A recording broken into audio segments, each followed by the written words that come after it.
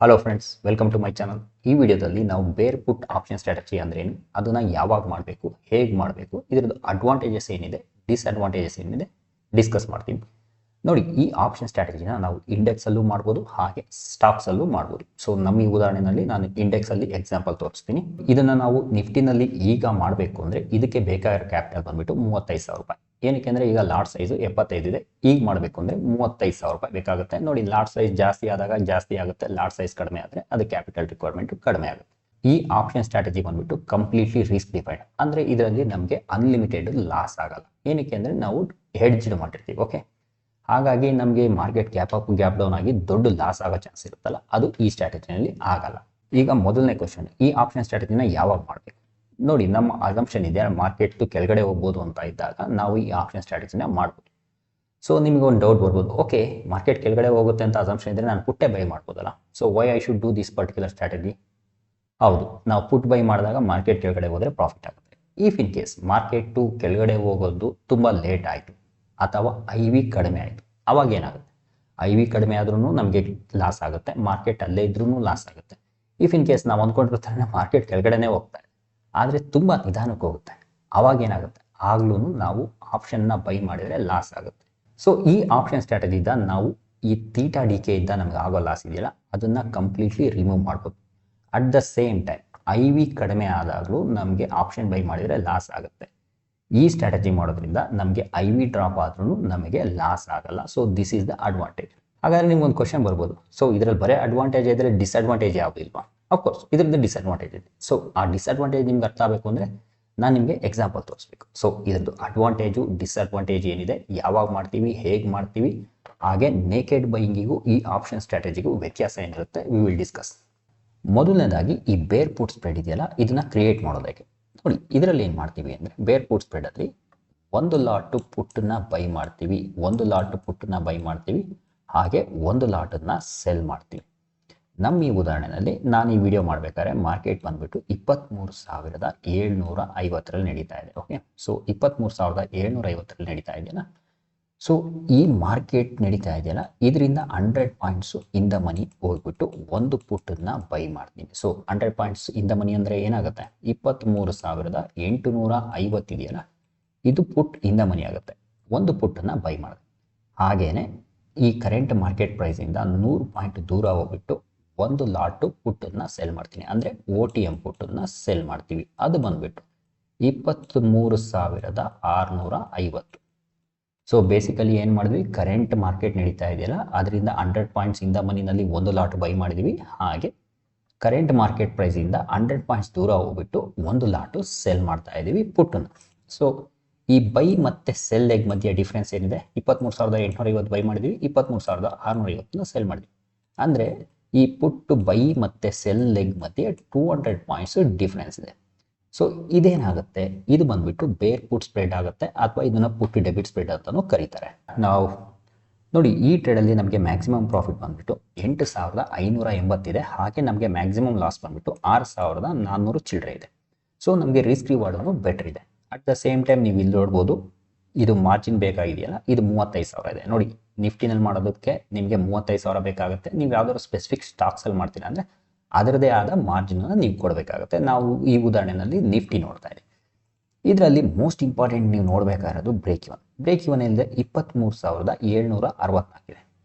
ಈಗ ಮಾರ್ಕೆಟ್ ಬಂದುಬಿಟ್ಟು ನಾನು ಈ ವಿಡಿಯೋ ಮಾಡಬೇಕಾದಾಗ 23,750 ಇದೆ. ಒಂದೆರಡು ಪಾಯಿಂಟ್ ಆ ಕಡೆ ಈ ಕಡೆ ಇರ್ಬೋದು. ಸೊ ಇದರಿಂದ ನಮಗೆ ಕ್ಲಿಯರಾಗಿ ಏನು ಅರ್ಥ ಆಗ್ತಾ ಇದೆ, ಮಾರ್ಕೆಟ್ ಇಫ್ ಇನ್ ಕೇಸ್ ಒಂದು ಪಾಯಿಂಟು ಕೆಳಗಡೆ ಹೋಗಲಿಲ್ಲ, ನಾವು ತೊಗೊಂಡಿರೋದು ಅಸಂಪ್ಷನ್ ಏನಿದೆ ಮಾರ್ಕೆಟ್ ಕೆಳಗಡೆ ಹೋಗುತ್ತೆ ಅಂತ, ಸೊ ಹೋಗಲಿಲ್ಲಪ್ಪ, ಆವಾಗಲೂ ಏನಾಗುತ್ತೆ, ನಮಗೆ ಈ ಟ್ರೇಡಲ್ಲಿ ಯಾವುದೇ ಲಾಸ್ ಆಗಲ್ಲ. ಯಾಕೆಂದರೆ ನಮ್ಮ ಬ್ರೇಕ್ ಇವನ್ ಬಂದ್ಬಿಟ್ಟು ಎಲ್ಲಿದೆ? 23,746. ಈಗ ಇದ್ರದ್ದು ಆಪ್ಷನ್ ಗ್ರೀಕ್ಸ್ ನೋಡೋಣ. ನೋಡಿ, ನಾವು ನೇಕೆಡ್ ಪುಟ್ ಬೈ ಮಾಡಿದರೆ ಏನಾಗಿರೋದು?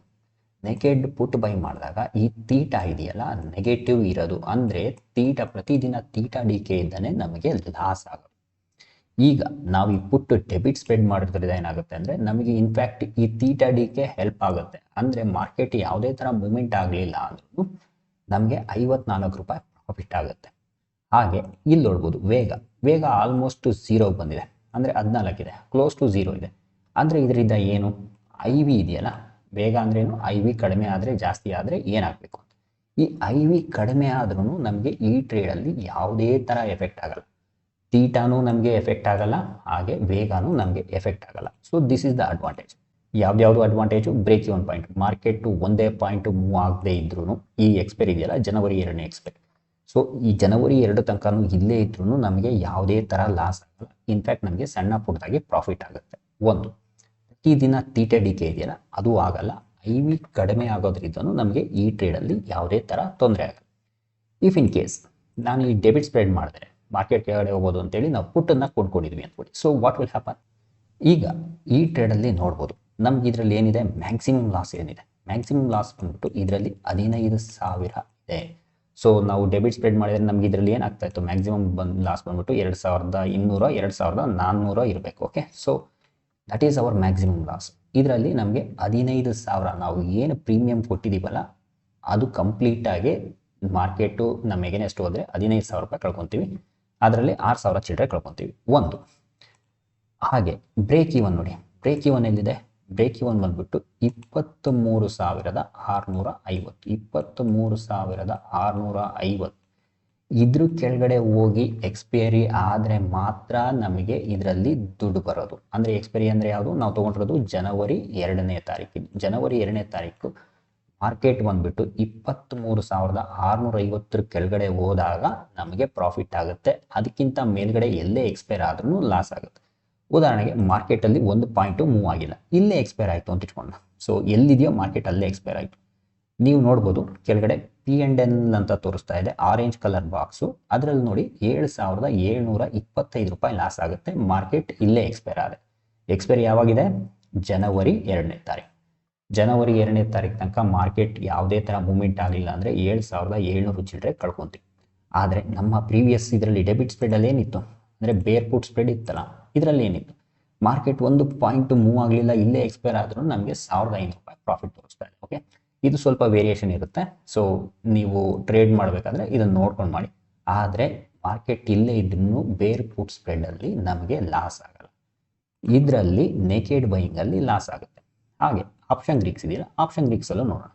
ನೋಡಿ ಆಪ್ಷನ್ ಗ್ರೀಕ್ಸಲ್ಲಿ ನೋಡಿ ತೀಟ ಏನಿದೆ, 789 ನೆಗೆಟಿವ್ ಇದೆ. ಅಂದರೆ ಪ್ರತಿದಿನ ನಮಗೆ ಈ ಟ್ರೇಡಲ್ಲಿ 789 ರೂಪಾಯಿ ಲಾಸ್ ಆಗುತ್ತೆ. ಅದು ತೀಟಾ ಡಿ ಕೆ ಇದ್ದಾನೆ.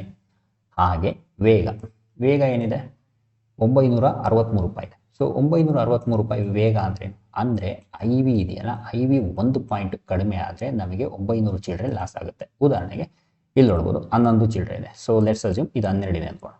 ಈ 12 ಇರೋದು 11ಕ್ಕೆ ಬಂದರೆ ಈ ಆಪ್ಷನ್ ಬೆಲೆ ಇದೆಯಲ್ಲ 15,000ದಲ್ಲಿ 1,000 ರೂಪಾಯಿ ಕಳ್ಕೊಳುತ್ತೆ. ಅಂದರೆ 963 ರೂಪಾಯಿ ನಾನು ಅಪ್ರಾಕ್ಸಿಮೇಟ್ಲಿ 1,000 ರೂಪಾಯಿ ಕಳ್ಕೊಳುತ್ತೆ. ಸೊ ನಮಗೆ ಐ ವಿ ಕಡಿಮೆ ಆದರೂ ಲಾಸ್ ಆಗುತ್ತೆ. ಅಫ್ಕೋರ್ಸ್ ತೀಟಾ ಡಿ ಕೆ ಇದನ್ನು ಲಾಸ್ ಆಗುತ್ತೆ. ಎಕ್ಸ್ಪೈರಿಗೆ ಹತ್ತಿರ ಹೋದಾಗೆಲ್ಲ ಏನಾಗುತ್ತೆ, ತೀಟಾ ಡಿ ಕೆ ತುಂಬ ಜಾಸ್ತಿ ಆಗುತ್ತೆ. ಇವತ್ತು 800 ರೂಪಾಯಿ ಇರೋದು ಇನ್ನೊಂದು ದಿನ ಆದಮೇಲೆ ಇದು 1,500 ಬರುತ್ತೆ. ಹಾಗೆ ಇನ್ಕ್ರೀಸ್ ಆಗ್ತಾ ಹೋಗುತ್ತೆ. ಇದರಿಂದ ನಮಗೆ ಲಾಸ್ ಆಗುತ್ತೆ ಯಾವಾಗ ನೇಕೆಡ್ ಬೈಯಿಂಗ್ ಮಾಡಿದಾಗ. But in this debit spread ನಮಗೆ ತೀಟಾ ಡಿ ಕೆ ಇದ್ದ ಲಾಸ್ ಆಗ್ತಿಲ್ಲ, ಐ ವಿ ಇದ್ದ ಲಾಸ್ ಆಗ್ತಿಲ್ಲ. ಇದರಲ್ಲಿ ಮ್ಯಾಕ್ಸಿಮಮ್ ಲಾಸ್ ಇರೋದೇ 6,400, ಅದರಲ್ಲಿ 15,000 maximum loss naked by. So ನಿಮ್ಗೊಂದು ಕ್ವಶನ್ ಬರ್ತದೆ, ಪ್ರವೀಣ್ ನೀವು ಬರೇ ಅಡ್ವಾಂಟೇಜ್ ಹೇಳ್ಬಿಟ್ರಿ, ಇದರಲ್ಲಿ ಡಿಸ್ಅಡ್ವಾಂಟೇಜೇ ಇಲ್ವಾ? ಇಲ್ಲ, ಇದರಲ್ಲಿ ಸಣ್ಣ ಪುಟ್ಟ ಡಿಸ್ಅಡ್ವಾಂಟೇಜ್ ಇದೆ. ಅದು ಏನು ಅಂತ ಈಗ ನೋಡೋಣ. ನೋಡಿ, ಮೊದಲನೇದಾಗಿ ಇದರಲ್ಲಿ ಡಿಸ್ಅಡ್ವಾಂಟೇಜ್ ಬಂದ್ಬಿಟ್ಟು ಮ್ಯಾಕ್ಸಿಮಮ್ ಪ್ರಾಫಿಟ್ ಇದೆಯಲ್ಲ, ಮ್ಯಾಕ್ಸಿಮಮ್ ಪ್ರಾಫಿಟ್ ಬಂದ್ಬಿಟ್ಟು ಕ್ಯಾಪ್ಡ್ ಆಗಿರುತ್ತೆ. ಅಂದರೆ ಇದರಲ್ಲಿ ನೋಡ್ಬೋದು 8,580 ನಾನು ಮಾರ್ಕ್ ಮಾಡಿದ್ದೀನಲ್ಲ ಅಲ್ಲಿ. ಸೊ ಇದೇ ನಮ್ಮ ಮ್ಯಾಕ್ಸಿಮಮ್ ಪ್ರಾಫಿಟ್ಟು ಈ ಡೆಬಿಟ್ ಸ್ಪ್ರೆಡಲ್ಲಿ ಅಥವಾ ಬೇರ್ ಪುಟ್ ಸ್ಪ್ರೆಡಲ್ಲಿ. ಹಾಗೆ ಇದರಲ್ಲಿ ರಿಕ್ವೈರ್ಡ್ ಇದೆಯಲ್ಲ, ಮಾರ್ಜಿನ್ ರಿಕ್ವೈರ್ಡ್ ಇದೆಯಲ್ಲ, ಇದು ಬಂದ್ಬಿಟ್ಟು 35,000 ರೂಪಾಯಿ ಬೇಕಾಗುತ್ತೆ ಇದನ್ನು ನಿಫ್ಟಿನಲ್ಲಿ ಮಾಡೋದಕ್ಕೆ.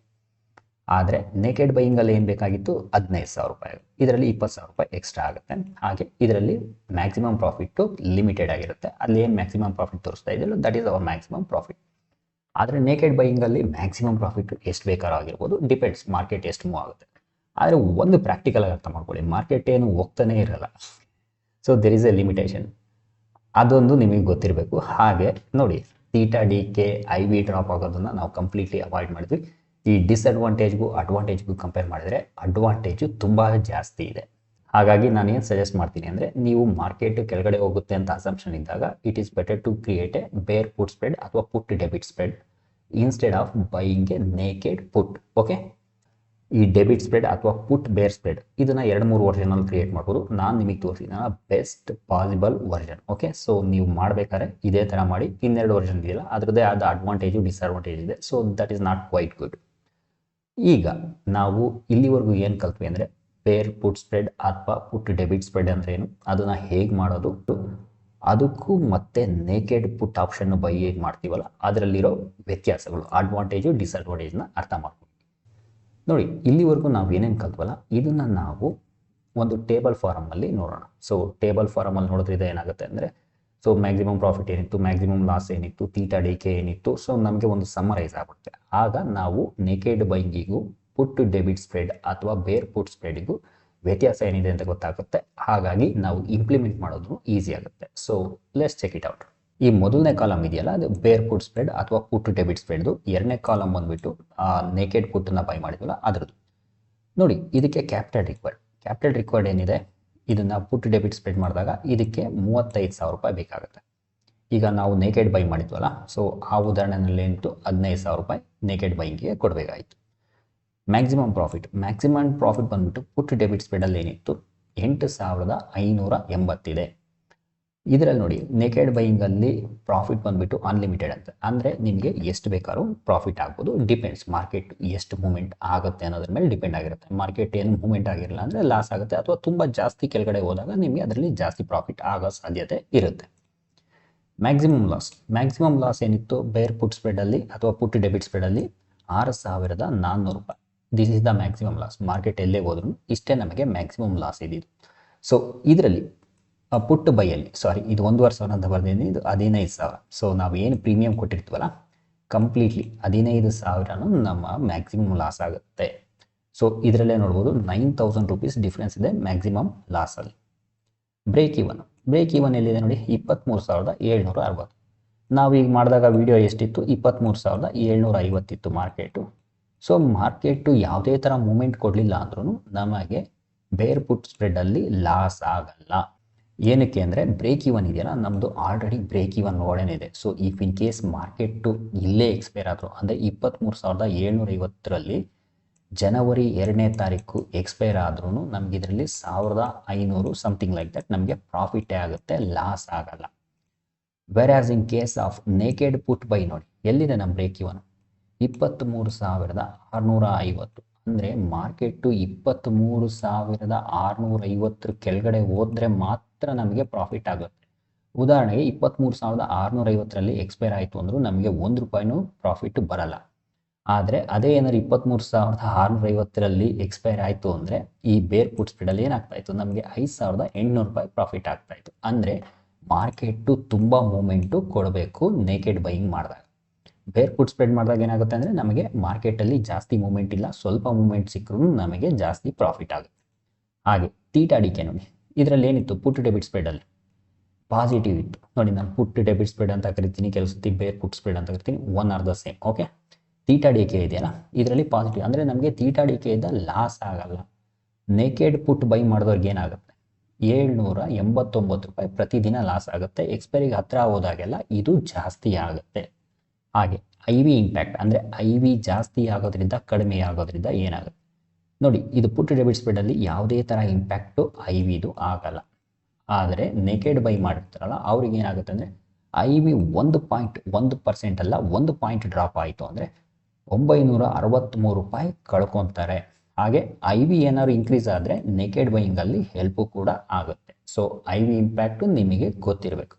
ಸೊ ನೋಡಿ, ಇವನ್ನ ಕಂಪೇರ್ ಮಾಡಿ ನೋಡಿದಾಗ ನಿಮಗೆ ಕ್ಲಿಯರಾಗಿ ಅರ್ಥ ಆಗ್ತಾ ಇದೆ, ಈ ಡೆಬಿಟ್ ಸ್ಪ್ರೆಡ್ ಅಥವಾ ಬೇರ್ ಪುಟ್ ಸ್ಪ್ರೆಡ್ ಇದೆಯಲ್ಲ ಇದು ನಮಗೆ ಹೆಲ್ಪ್ ಆಗುತ್ತೆ. ಸೊ ನೇಕೆಡ್ ಆಪ್ಷನ್ ಬೈಯಿಂಗ್ ಮಾಡೋದಕ್ಕಿಂತ ನಾನೇನು ಸಜೆಸ್ಟ್ ಮಾಡ್ತೀನಿ ಅಂದರೆ it is better to go with a put debit spread. Okay, so ಇದನ್ನು ನೀವು ನೋಡಿ, ಆ್ಯಕ್ಚುಲಿ ನಿಮಗೆ ಕಂಪೇರ್ ಮಾಡಿ ತೋರಿಸಿದ್ದೀನಿ, ನಿಮಗೆ ಯಾವ್ದು ಸರಿ ಅನಿಸುತ್ತೋ ಅದನ್ನು ಮಾಡಿ. ಓಕೆ, ಸೊ ಇಲ್ಲಿವರೆಗೂ ನೀವು ವಿಡಿಯೋ ನೋಡಿದ್ರೆ ಅಂದರೆ ಐ ಹೋಪ್ ನಿಮಗೆ ಇಷ್ಟ ಆಗಿದೆ ಅನ್ಕೊತೀನಿ. ನಿಮಗೆ ಇಷ್ಟ ಆದರೆ ಒಂದು ಲೈಕ್ ಮಾಡಿ. ಹಾಗೆ ಚಾನಲ್ಗೆ ನೀವು ಹೊಸಬ್ರಾಗಿದ್ದರೆ ನೀವು ಸಬ್ಸ್ಕ್ರೈಬ್ ಮಾಡೋದ್ರಿಂದ ಚಾನಲ್ ಗ್ರೋ ಆಗೋದಕ್ಕೆ ಹೆಲ್ಪ್ ಆಗುತ್ತೆ. ಅಟ್ ದ ಸೇಮ್ ಟೈಮ್ ಇದು ರೀಚ್ ಆಗುತ್ತೆ ಜನಗಳಿಗೆ.